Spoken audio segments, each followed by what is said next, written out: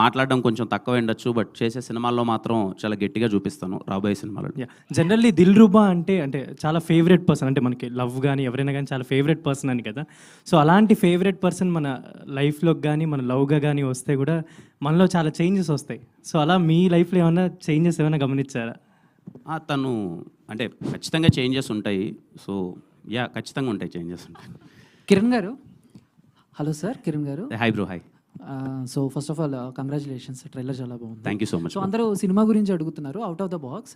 నాకు తెలుసు మీరు అడుగుతారని నాకు తెలుసు. మీరు కూడా వీలైతే సినిమా గురించి అడగండి, ఐ ఫీల్ హ్యాపీ. ఇదే సినిమా గురించే, ఇది కాంట్రవర్సీ ఏం కాదు.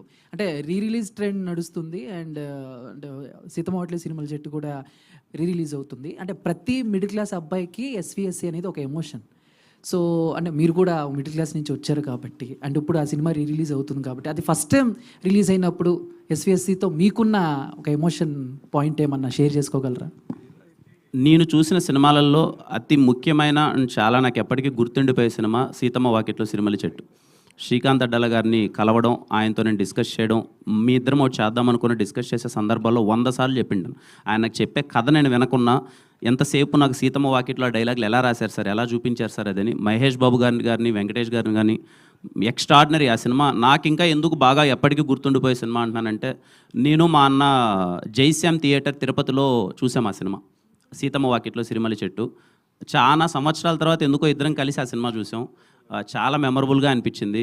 Very very beautiful film. ఖచ్చితంగా రేపు నేను ఫస్ట్ షో సీతమ్మ వాకిట్లో సిరిమల్లి చెట్టు నేను వెళ్ళి మళ్ళీ నేను చూద్దాం అనుకుంటున్నాను. చాలా అంటే చాలా ఇష్టం. కొన్ని సినిమాలు మనకి ఆ టైంకి అలా హై వెళ్ళిపోయేసి ఉంటాయి, కొన్ని సినిమాలు ఎప్పటికీ మన జీవితంలో కొనసాగుతూ ఉంటాయి. నాకు తెలిసి తెలుగు కుటుంబాలలో చాలా రోజులు గుర్తుండిపోయే సినిమా సీతమ్మ వాకిట్లో సిరిమల్లి చెట్టు. Thank you, all the best. Kiran గారు ఎక్కడండి? ఇక్కడ సార్ అంటే లైన్ వెళ్ళిపోతున్నారు పైకి సార్.